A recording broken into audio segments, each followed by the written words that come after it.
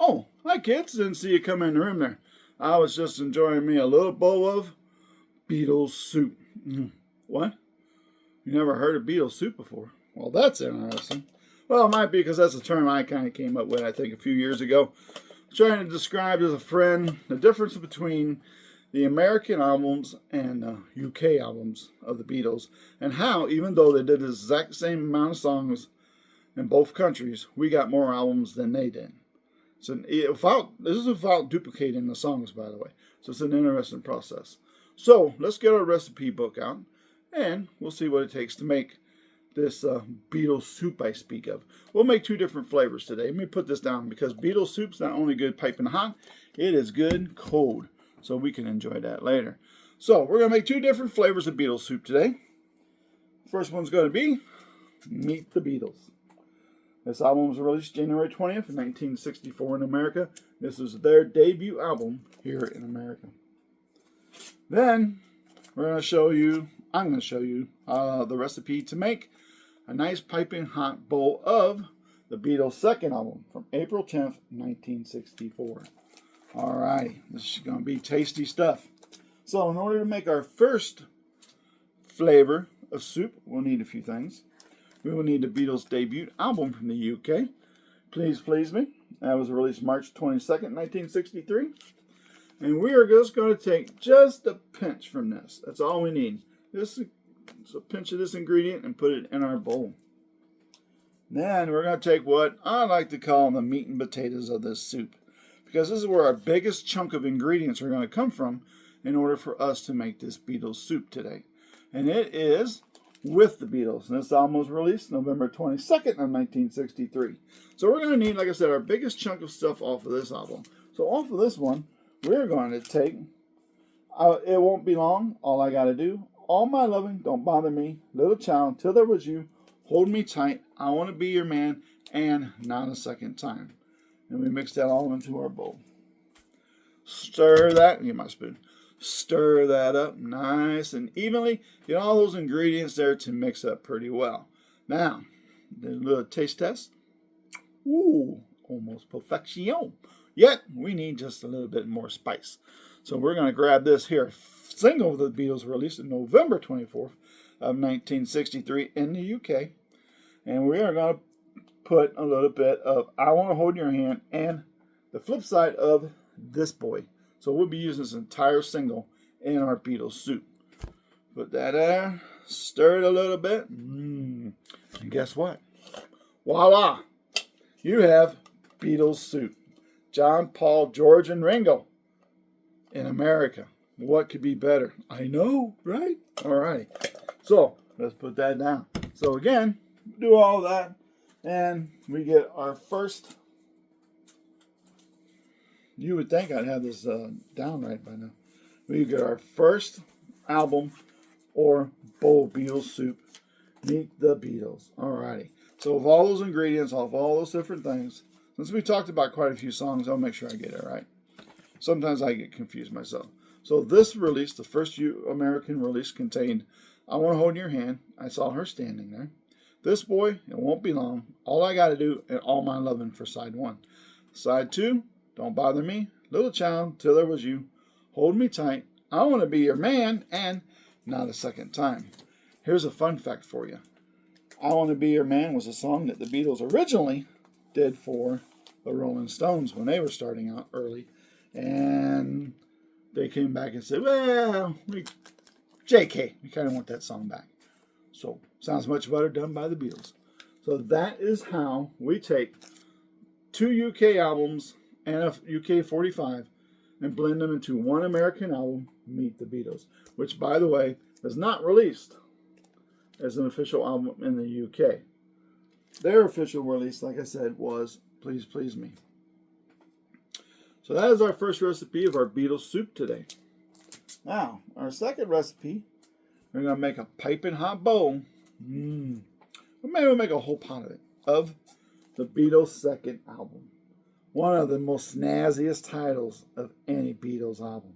I know there's classics out there, but hey, the hours it took to come up with the Beatles' second album as a title, thumbs up. Alrighty, now to make this bit of Beatles soup, we're going to need a few different ingredients. We're going to use some of the ingredients we've already used in our last bowl of soup, but with this one, we got a few newer ingredients we're going to mix into the fold. Alright, so to make this in particular bowl of soup, we're going to need a few things. Sorry. Cooking is not a perfect science, by the way.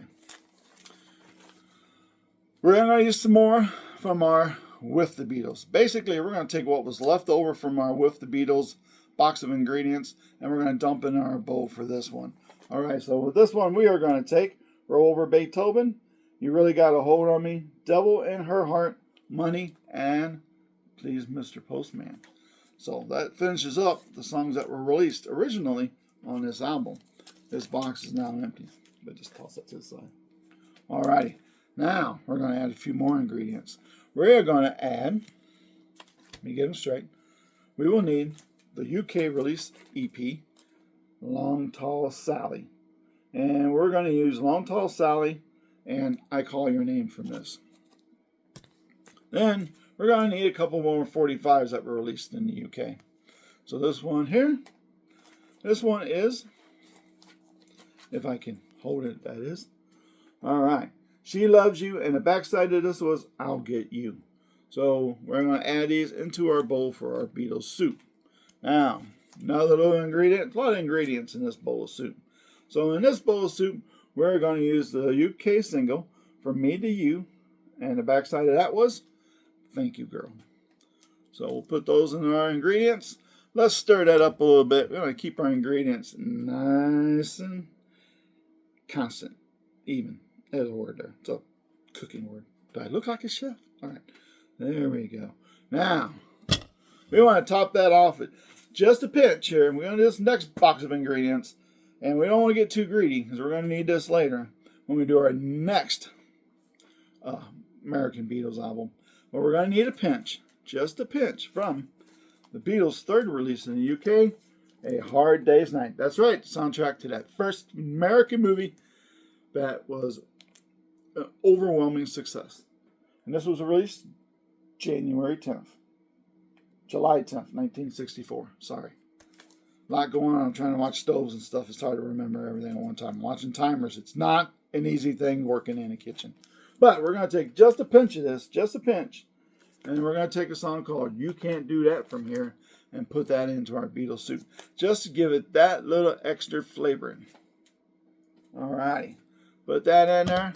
Stir it. Let it simmer a little bit while it's simmering. So how's your day been? Good. Glad to hear that. Good week? Everything good with significant other? Kids? No problems with the car? Nice, nice. Oh, sorry. Timer went off. Alrighty. With that, it's time for us to take off the stove our next piping hot pot of Beatles soup. Gotta get the right burner. Not easy, you know. Table's only so big. I can only work with so much, guys. Alrighty.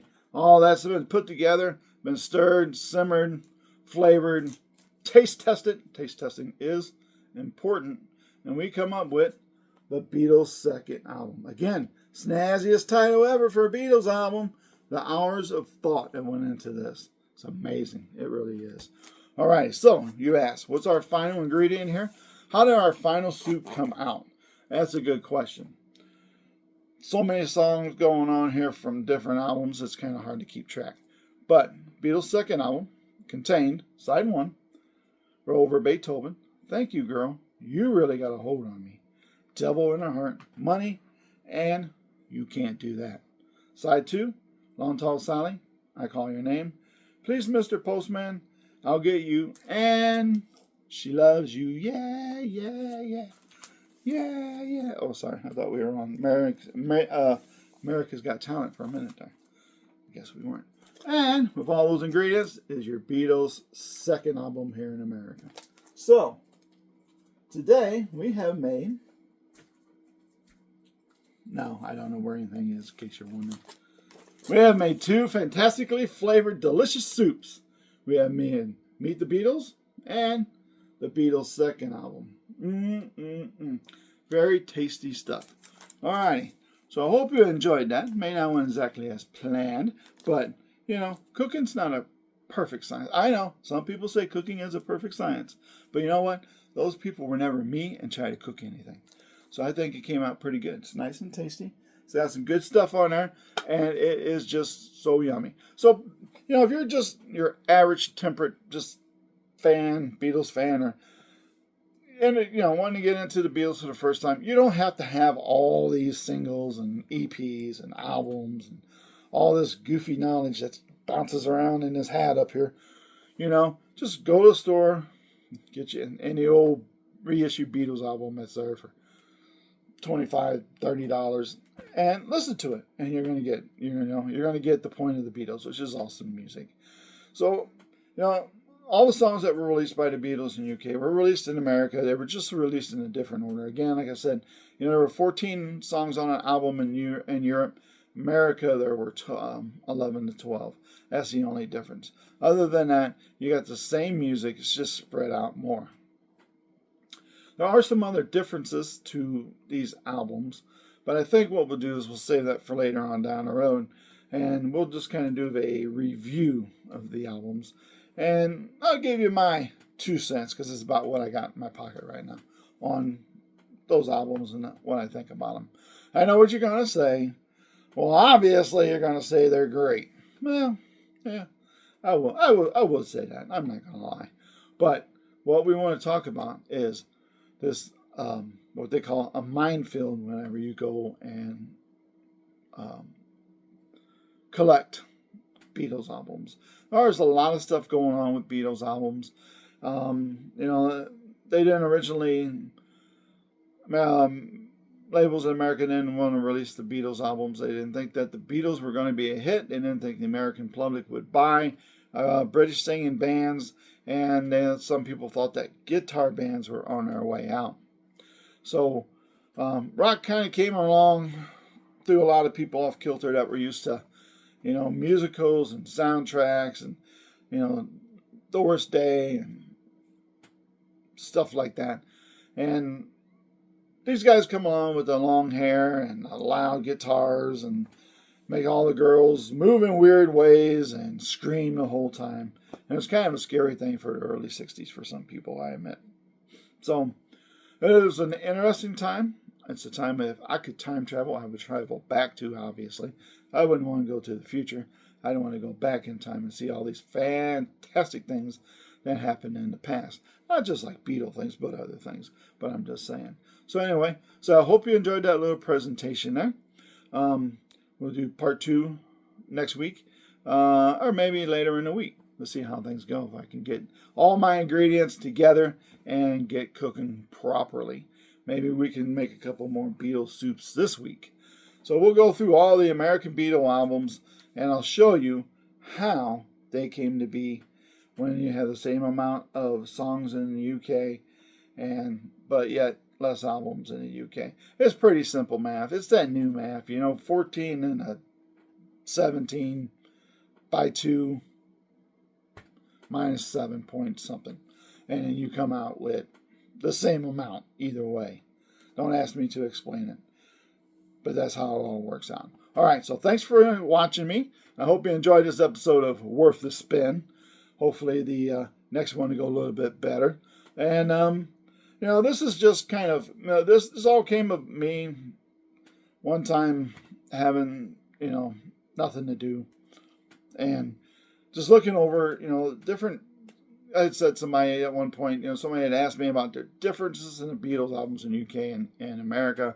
That's why, they're shorter in America than the UK. Yeah, we got more albums than they did, but it's the same amount of songs. They go, that don't make sense. I said, well, it does. When you look into it, it's basically Beatles soup. You take ingredients from one thing, you put them into a bowl, and you mix them all up, and you get something different. And they're like, I have no idea what you're talking about. And I get that from a lot of people. So, but I kind of explained it to him the way I kind of explained it to you right now. And they are like, oh, okay, that's good. So originally when I came up with this channel, it was going to be one of the deals I was going to originally do. It kind of went to the wayside. But now that we're kind of sort of on track here with this train, so to speak, I found these notes in a drawer, and I'm like, man, these were pretty good. I don't know why I never did this. Some people may need to know this information. Some people may want to know this information. Some people may know it already, and they go, why are we rehashing what we already know? What's up, Chef Jack? I got to do something to fill time on this channel. So, the educational information I feel in between finding new old Beatles albums that I don't have, or new releases that are potentially coming out. There's quite a bit coming out. We've kind of talked about some of that, and some of it I don't know if I'm getting. It's a little controversy there. And if you watched any past videos, you know that. So anyway, long story short, if that's possible with me, this is Beatles Soup. So we'll do a few more of these. We'll do a couple albums or so every episode, and we'll get it wrapped up fairly quickly. And then we'll move on to something else. But I hope you've enjoyed this. And I hope if you're not really familiar with how the Beatles were structured in the UK and America, and the differences when you hear some people say, like me, that I prefer the UK albums to the American, I feel they have a better flow. They sound better for different reasons. And, I think that's the way you should listen to it. I think if you listen to the American albums, it seems like the Beatles are stuck, I don't want to phrase this correctly, because they were described as pop, originally back in 63, 64. Stuck with the kind of simplistic love me do, I saw her standing there, and things of that nature. And then it seems like it took forever for them to get into stuff like Bungalow Bill, Why My Guitar Gently Weeps, Hey Jude, Revolution, Sgt. Pepper's Lonely Hearts Club Band, A Day in a Life, I Am the Walrus. But if you listen to the UK albums, it's not really a transition. It's like a jump. It's like they were doing this for so long, and then all of a sudden they said, we're just going to the next one. A lot of bands, their albums pretty much sound the same. They have the same kind of sound to them. If you listen to them, they could be 10, 15, 20 years. And basically you're getting pretty much the same sound from that band. The Beatles had a few years there of kind of sounding a little carbon copy-ish. And then they just made this giant leap into, wow, what was that? And the floodgates opened up to some amazing music. Not that the early stuff's not amazing. It is, in my opinion. And to me, this early stuff sounds as fresh today as it did 60 years ago.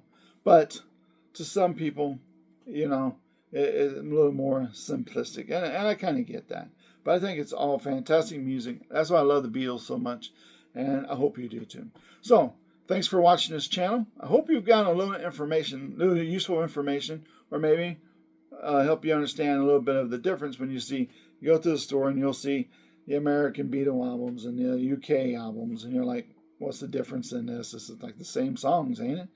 So hopefully this gives you a little bit better understanding of that, and it helps you with your purchase. So if you're newer into the Beatles and you're looking to pick up and you're like, I don't know if I should get the UK or the American ones, my suggestion is always the UK ones. The UK ones were recorded the way the Beatles wanted them recorded, the way they wanted you to hear them. So I always think that that's the way that you should listen to them.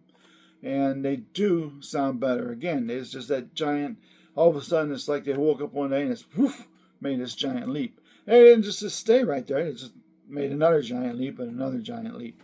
So it would have been pretty amazing to see what the Beatles would have done had they were a band in the 70s.